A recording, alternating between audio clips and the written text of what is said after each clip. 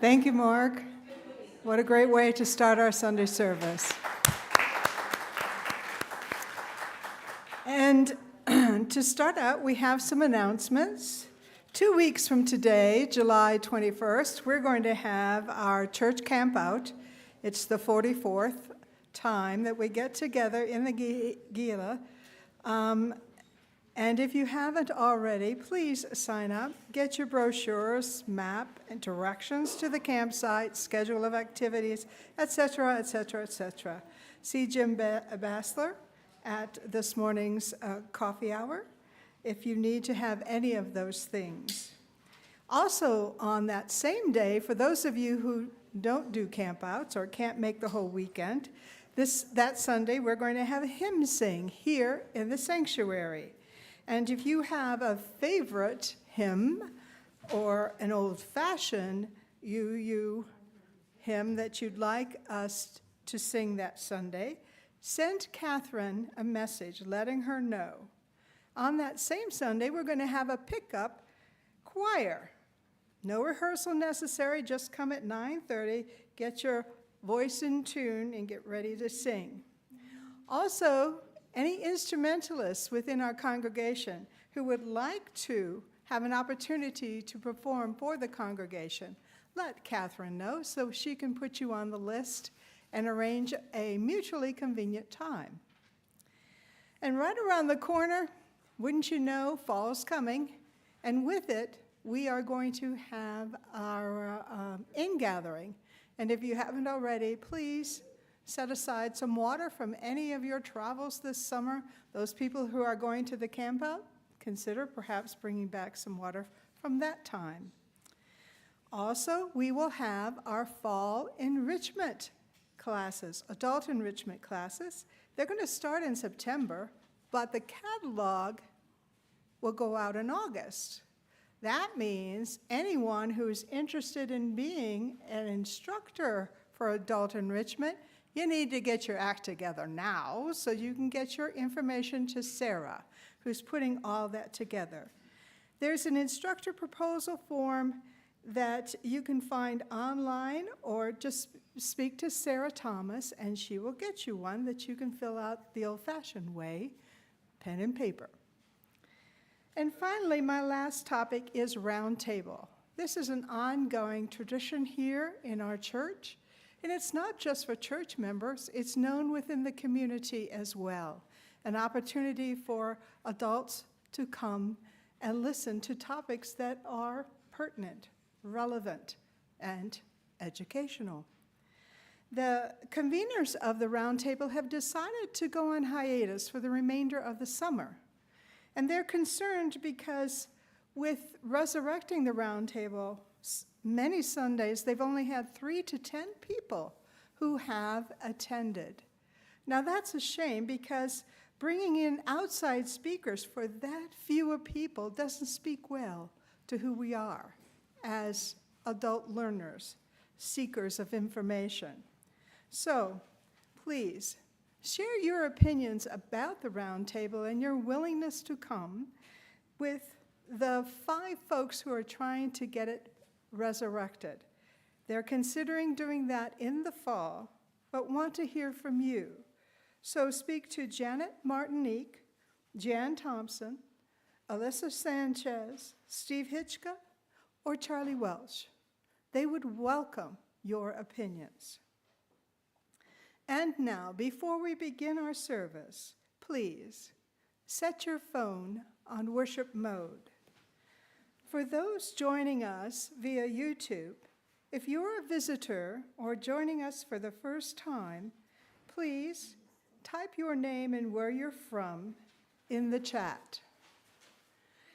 And for our gathering song, we're going to sing along with a video, and you're going to get an opportunity to really stretch your range as vocalists. So please rise in body or spirit and sing along.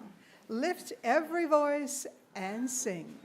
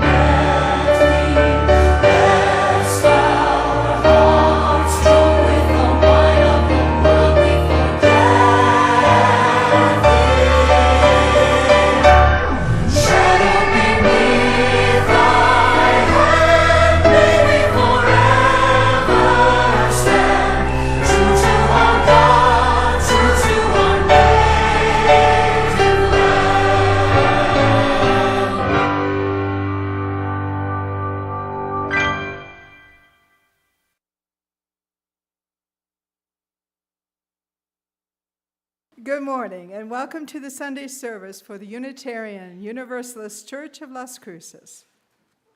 Whether you're a regular here or visiting us for the first time or viewing this service via streaming media, we hope that you find some measure of enrichment and fulfillment here today.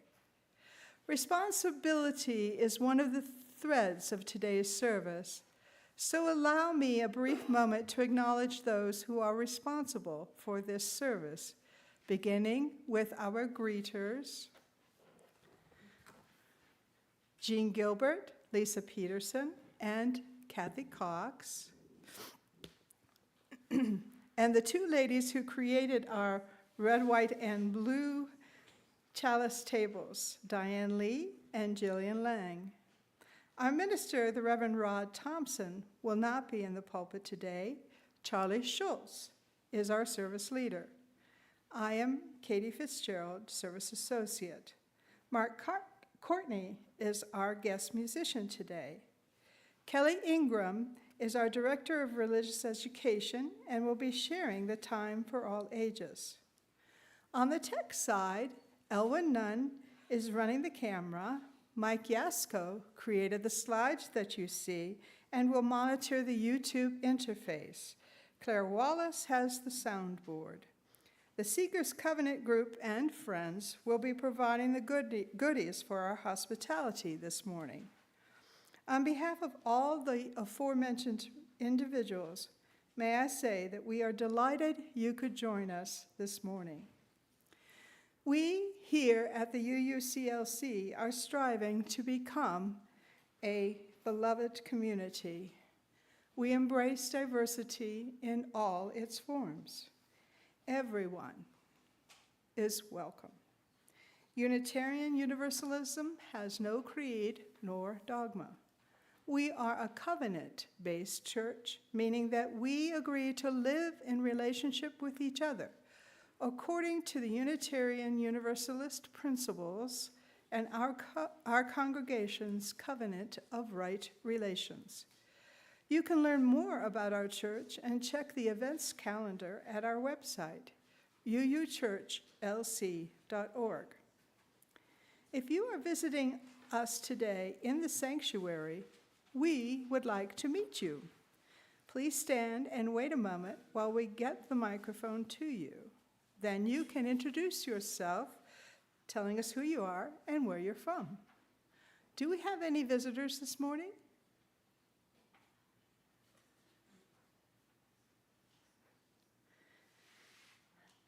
Mike, anyone online? Oh, they're all shy. Oh, well.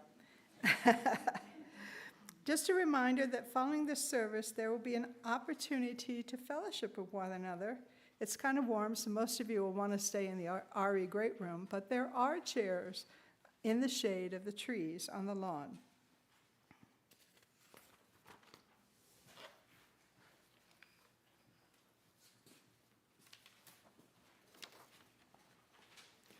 These words are from Kenneth L. Patton, a famous 20th century Unitarian Universalist minister and poet. This house is for the ingathering of nature and human nature. It is a house of friendships, a haven in trouble, an open room for the encouragement of our struggle. It is a house of freedom, guarding the dignity and worth of every person. It offers a platform for the free voice, for declaring, both in times of security and danger, the full and undivided conflict of opinion. It is a house of truth-seeking, where scientists can encourage devotion to their quest, where mystics can abide in a community of searchers. It is a house of art, adorning its celebrations with melodies and handiworks. It is a house of prophecy, times past and times present in visions of growth and progress. This house is a cradle for our dreams, the workshop of our common endeavor. Our chalice lighting words this morning are from Emin Bach. O light of life that lives in us, help us to turn away from war. Reveal the hate that lives in us. Help us to live no more in fear. O light of love, rain down on us. Help us to heal our wounded world. Our dying forests are gutted plains, smoldering cities, wasted fields. O love of life that lives in me, Help me to live my head and sing. Let me know joy as well as pain. See beauty in the rain and wind. O light and life and love in us, help us to open eyes and ears, reach out and listen, touch and love, that we may stand in strength and peace. O light of life, save us, save our children. Would you please rise and join me in reciting the covenant and then singing the doxology in English and Spanish. The words are on the screen. Love is the doctrine of this church. The quest for truth is our sacrament, and service is our prayer. To dwell together in peace, to seek knowledge in freedom, to serve others in community, to the end all souls shall grow into harmony with creation. Thus do we covenant with one another. Well, let's see if I can leave this off. Perhaps you can. From all that Well below the skies, let songs of hope and faith arise. Let peace, goodwill on earth be sung, through every land, by every tongue. De todos bajo el gran sol, sur las esperanzas fe amor, verdad belleza en la canción, de cada tierra, cada voz.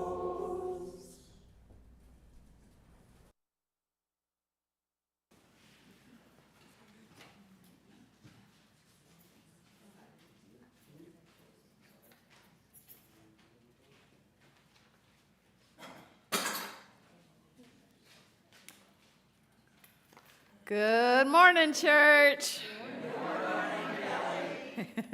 Happy July. Today I'm reading a medley of poems called With Freedom Comes Responsibility. Freedom is never voluntarily given by the oppressor. It must be demanded by the oppressed.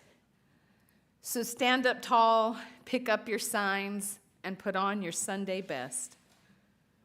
For to be free is not merely to cast off one's chains, but to sustain that life, you must live in a way that respects and enhances the freedom of others.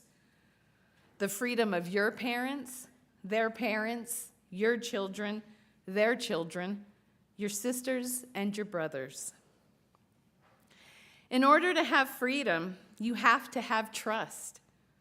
You have to make the right choices. It's not a will, it's a must. We cannot be selfish. There's no giving up the good fight. Freedom for one is not always freedom for all. So give it all your might. We cannot just say what we want to say. Whatever the place, the reason, or the way, we must exercise that right of conscience and the use of democracy. With freedom comes responsibility. You have to be the best you can be. You have to do the good deeds. You have to believe. Freedom is never more than one generation away from extinction. We didn't pass it to our children in our bloodstream. Freedom must be taught for, fought for, and shared. It's a delicate inheritance. Handle it with care. With freedom comes responsibility. It's not meant to be easy. Remember our history. It's happiness, life, and liberty, not just for you, but also for me. Thank you.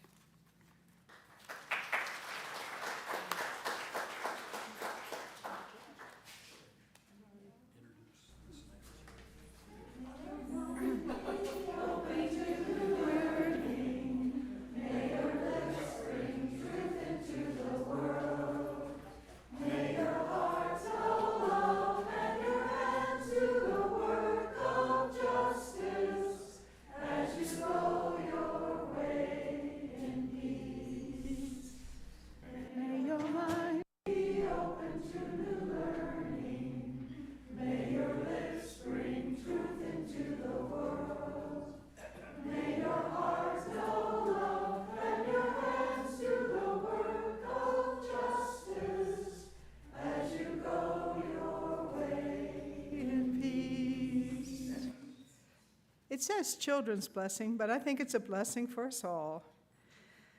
Please rise in body or spirit for our opening hymn, This Land Is Your Land. Okay. We will do the refrain to begin, 3 verses, and then the refrain at the end.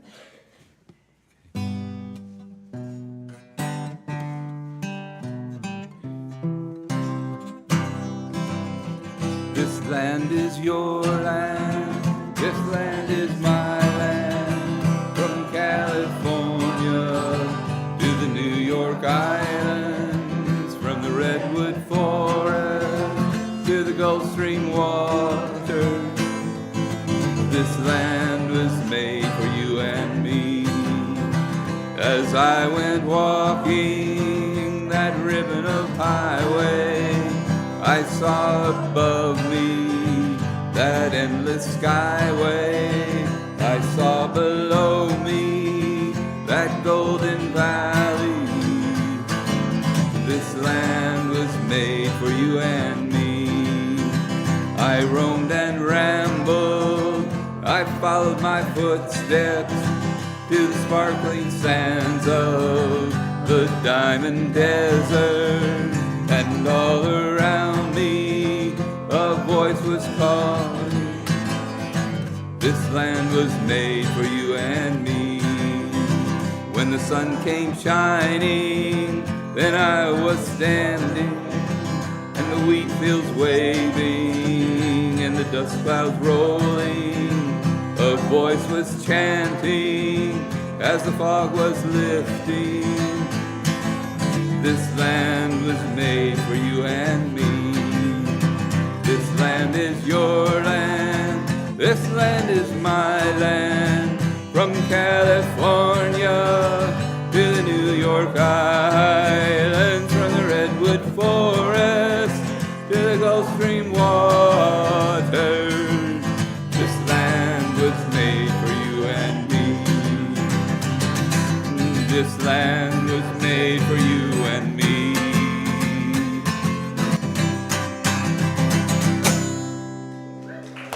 Right.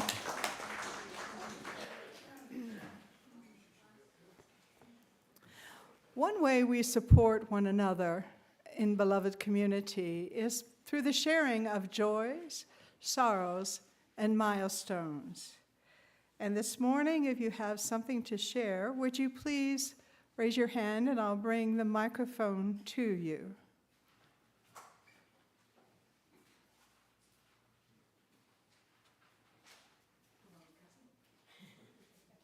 Hi, I'm Kevin, and I got a couple of joys to share. We finally got all the paperwork together necessary to get Ignacio enrolled in school, so we're going to go down and have some interviews next week. And we finally got all our money back at the bank from those weasels that stole it in Texas. Hey!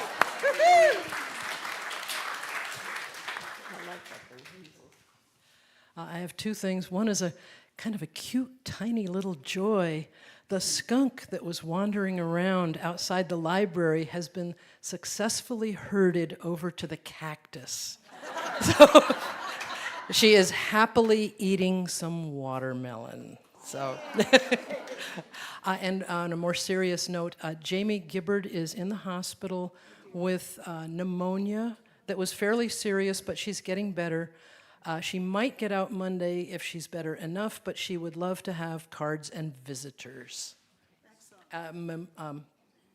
What's the other one? Mountain View. She's at Mountain View Hospital. Great, thank you, thank you.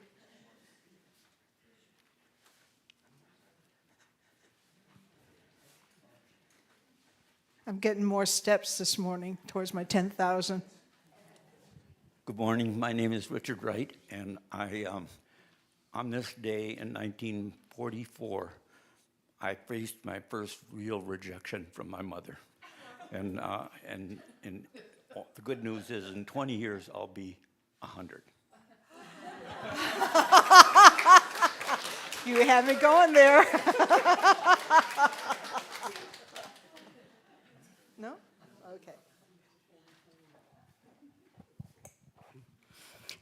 My name is Jane Ash, and I want to just say this morning how very, very grateful I am for the wonderful support that all of you gave us last Saturday, coming to the celebration of life for my husband, Marion, and to our two wonderful pastors, Reverend Anderson, Minister Emeritus, and Reverend Rod Thompson, for all the help in his last days.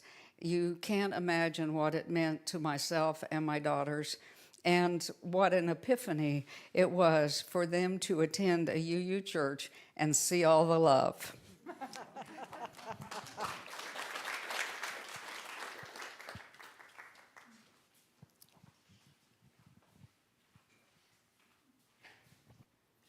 I'm Charlie Scholz. The other day, I got a copy of the NMSU Alumni Magazine. I'm not an alumnus, but I used to teach there. And on the cover of that magazine was a picture of one of our dear members. You want to stand up, Elisa? Elisa Sanchez. And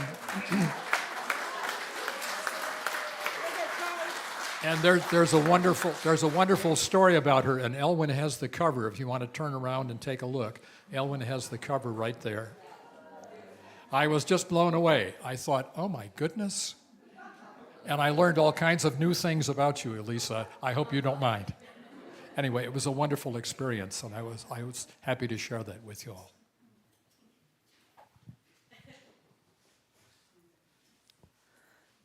Any others? Well, I'm sure there are other things within our hearts, but for those things that are expressed this morning and those that are carried in our hearts, I light another candle on our table.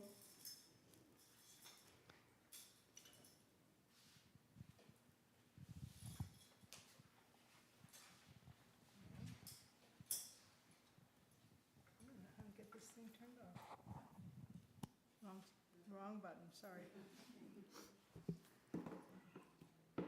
Thank you, Charlie. This is a belated 4th of July celebration, of course, since the 4th was actually last Thursday. But I thought this was an important time to talk about freedom. And I found these words from James Luther Adams. He was a Unitarian Universalist minister and a famous theologian who taught at a number of our seminaries, including Meadville Lombard, and he was a great influence on many of our Unitarian Universalist ministers.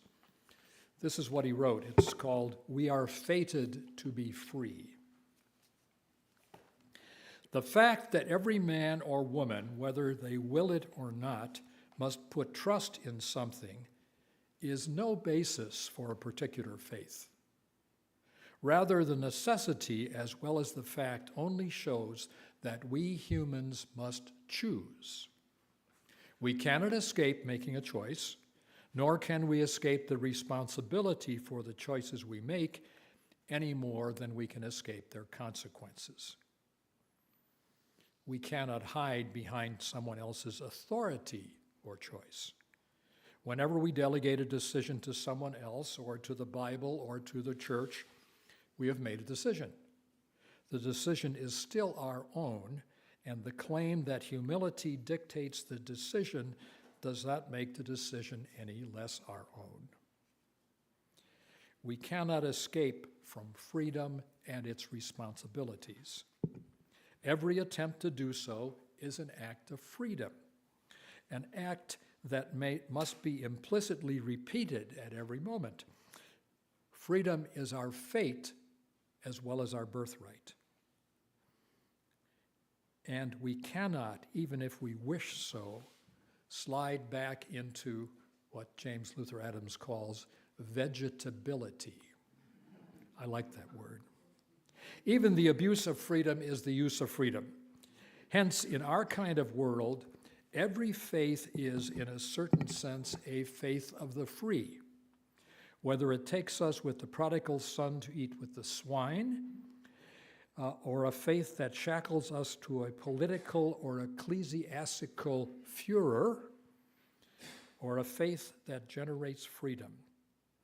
We have no choice but to be free in the choice of our faith. Would you join me in the anthem today, America the Beautiful? The words will be on the screen. Mark?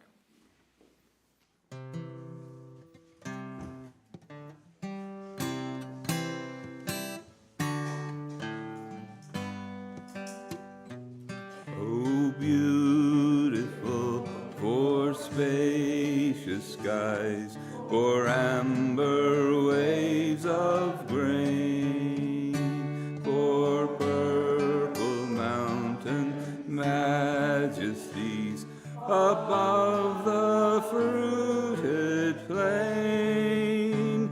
America, America, God shed his grace on thee, and crowned thy good with brotherhood from sea to shining sea. Beautiful for pilgrim feet who stern in passion stress, a thoroughfare of freedom beat across the wilderness. America, America, God mend thine every flaw, and firm thy soul in self-control, thy liberty in law. Oh, beautiful for heroes proved in liberating strife, who more than self their country loved, and mercy more than life. America, America, may God thy gold refine, till all success be nobleness, and every gain divine. Oh, beautiful for patriot dream that sees beyond the years, thine alabaster cities gleam, undimmed by human tears. America, America, God shed his grace on thee, and crowned thy good with brotherhood from sea to shining sea.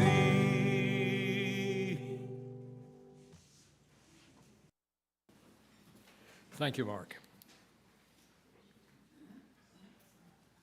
We Unitarian Universalists celebrate freedom.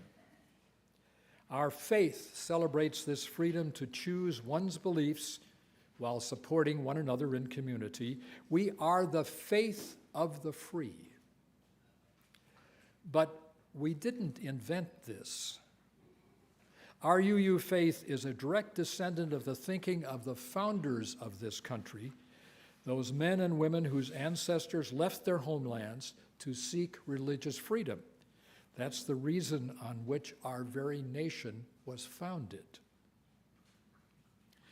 We're also here because in 1791, the Congress decided to amend the recently ratified Constitution to include a Bill of Rights.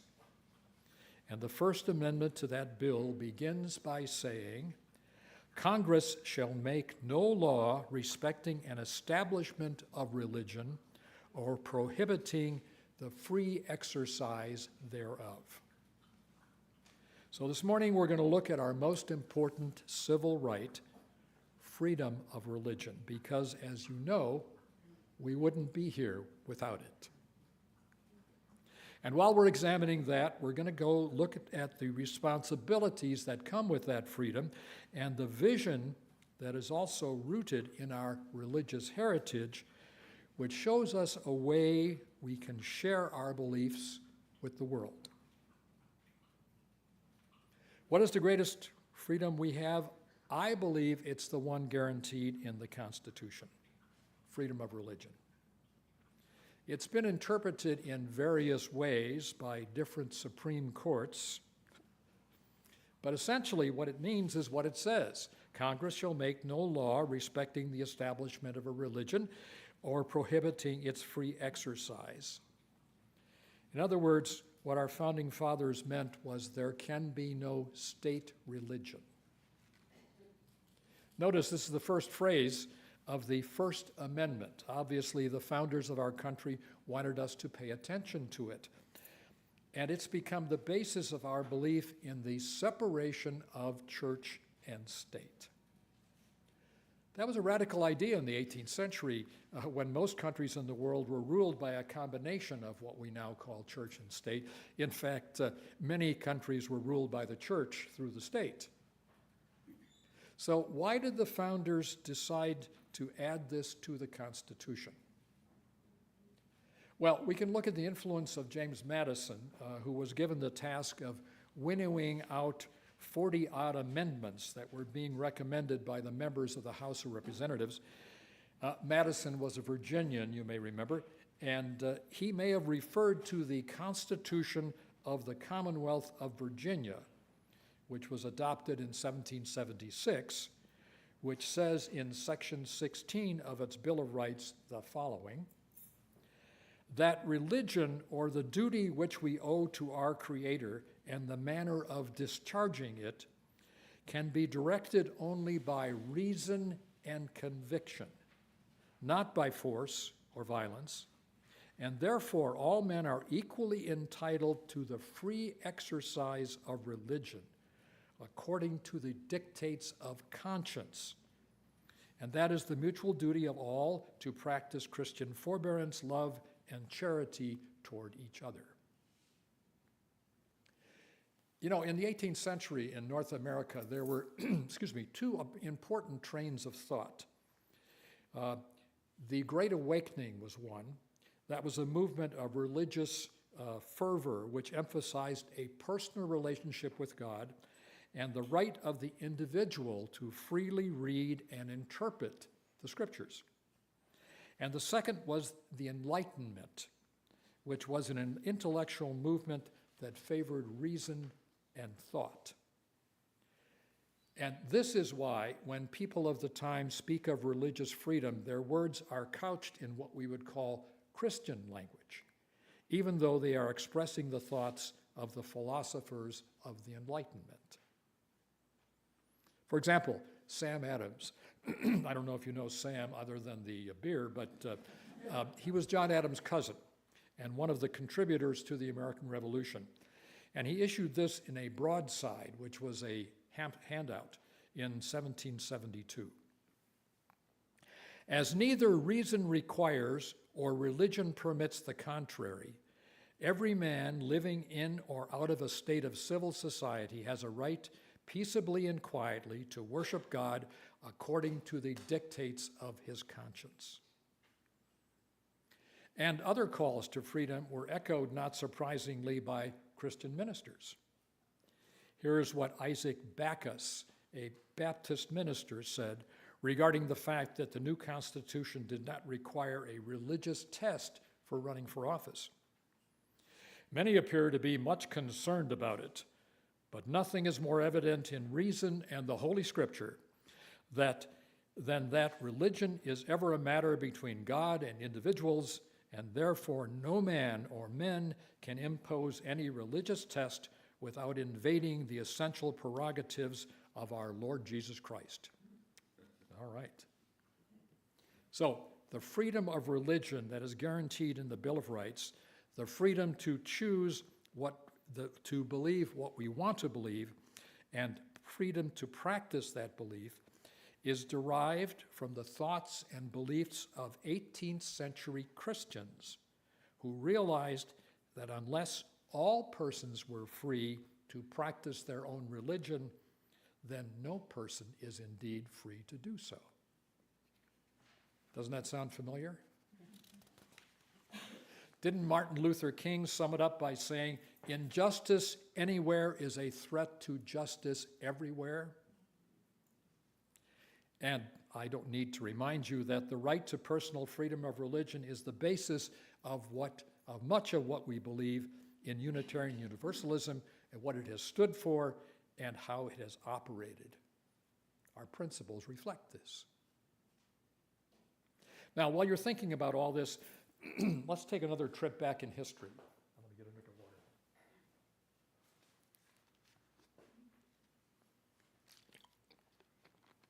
There was an ancient practice of lighting fires on the highest hill close to the harbor so ships at sea could see the beacon and guide themselves safely to the shore. The idea of the lighthouse, a more formal structure than a bonfire, derives from this concept. In Boston, in the 1650s, a bonfire was regularly set on the highest hill near the harbor for the purpose of guiding ships in. Consequently, this hill became known as Beacon Hill. Nowadays, as part of the city of Boston, the Beacon Hill neighborhood is very exclusive. It's located next to, just above the Boston Commons, and it's anchored on the south end by the Massachusetts State House on Beacon Street, which is on the hill. And we UUs have a direct connection to all this because the Unitarian Universalist Association office was on Beacon Street. As a matter of fact, it was right next to the State House at one point, at 25 Beacon. And our publication division for the UUA is called Beacon Press. Now, what does all this have to do with freedom of religion? Well, I believe that since we have chosen this freedom, it is our responsibility to share our choice with others and offer them the same opportunity. And how can we do that? We can do that by becoming the beacon on the hill for our community, showing them the light and guiding them to our safe harbor. Why do we need to do this? Well, it's clear to me, and I hope to many of you, that freedom of religion is facing difficult times. There are those in this country who, under the guise of religion, would like to turn our democracy into a theocracy, a religious dictatorship akin to what we see in many Muslim countries, where the rights of unbelievers, women, and gays are restricted or non-existent. I believe we need to guard against this. That is, to create a safe place for people to meet and worship. This could be us. Now, how can we do this? You can probably think of a number of ways. How can we create this safe harbor in the midst of a stormy world? And what are our responsibilities to this free religion? Well, our mission statement says, to gather to inspire spiritual growth, care for each other and our community, seek truth, and work for justice in the world. Let's unpack that for a moment and look at it piece by piece. To gather to inspire spiritual growth. That's one of the purposes of our Sunday services. That could be the main reason you're here today. To care for each other and our community. When I listen to Joys and Sorrows and when I meet with you, I can't think of another group of more caring people than this one. You are the people I can trust to tell my joys and sorrows to and to expect comfort and support. And then to seek truth and work for justice in the world, in addition to the formal committees we have who have taken up those tasks, I'm convinced that this is a goal of each of us. Then what else can we do? We can let our light shine. We can tell people who we are. We can tell people why we are. We can show them our religious freedom. And finally, we can let people know that we are here for them. I'm sure each of you will find some additional way to help us reach this goal. But think about us. Think about this. The beacon on the hill in ancient times was intended to bring ships safely to harbor. Our beacon on the hill could be a guiding light to bring people to our church where they can find shelter and community and can joyously celebrate freedom of religion. May it be so. Mark, would you lead us in My Country 'Tis of Thee? Would you rise in body and spirit?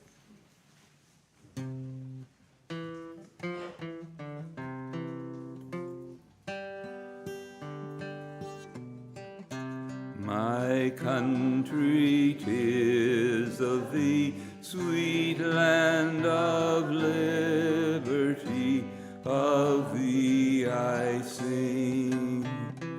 Land where my fathers died, land of the pilgrim's pride, from every mountainside let freedom bring.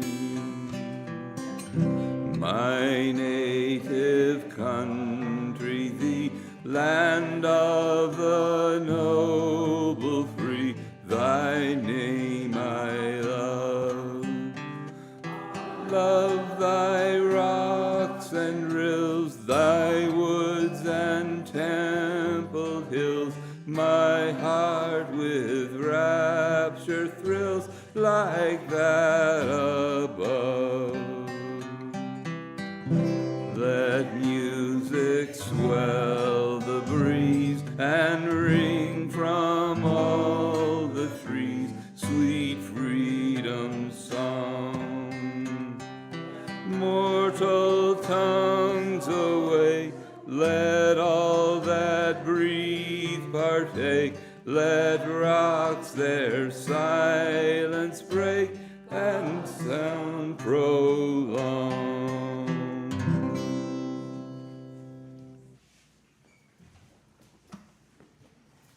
Serving as a beacon on the hill, a guiding light, a safe harbor, caring for each other and our community, all of these things require resources. Your support is entwined with all that we believe, all that we seek to be, and all that we do here together. In this spirit of trust and generosity, the greeters will pass among you to accept the offering. A song called Both Sides the Tweed. It's a song encouraging conciliation through a treaty of union between England and Scotland. They're geographically separated by the River Tweed, so this is not a song about jacket material. It's but it recognizes the competing forces that existed at the time, but voices hope that love and respect will prevail. What's the spring breathing jasmine and rose? What's the summer with all her gay train? What's the splendor of autumn to those who bartered their freedom for gain? Let the love of our land's sacred right to the love of our people succeed. Let friendship and honor unite and flourish on both sides the Tweed. No sweetness the senses can cheer which corruption and bribery blind. No brightness the sun can e'er clear, for honors the son of the mind. Let the love of our land sacred right to the love of our people succeed. Let friendship and honor unite and flourish on both sides of Tweed. Let virtue distinguish the brave, place riches in lowest degree. Think them poorest who would be the slave, them richest who dare to be free. Let the love of our land sacred right to the love of our people succeed. Let friendship and honor unite and flourish on both sides of Tweed. Let friendship and honor unite and flourish on both sides of Tweed.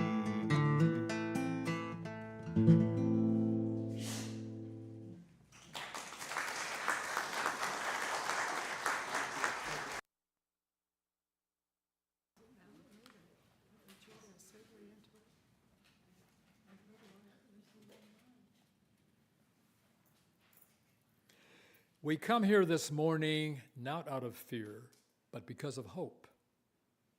We come to celebrate our freedom of religion. And we have learned that our roots include the saving power of light. And while we recognize that the world may be a dark place, we know the beacon on the hill will guide us and shape our vision. And by understanding this, we become the light. Will you join me in singing this wonderful song, attributed to an anonymous African-American singer from the 1920s, This Little Light of Mine? The words will be on the screen. Mark?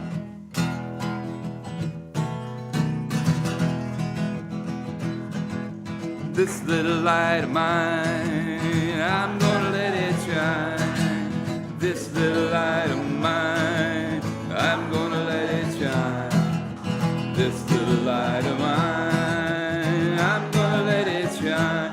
Let it shine, let it shine, let it shine. Everywhere I go, I'm gonna let it shine. Everywhere I go, I'm gonna let it shine. Everywhere I go, I'm gonna let it shine. Let it shine, let it shine, let it shine. All through the night, I'm gonna let it shine. I'm gonna let it shine. I'm gonna let it shine, let it shine, let it shine, let it shine. Let it shine, let it shine, let it shine.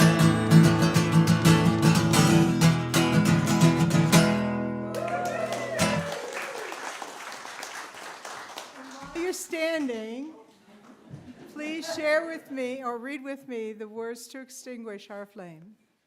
We extinguish this flame, but not the light of truth, the warmth of community, nor the fire of commitment. These we carry in our hearts until we are together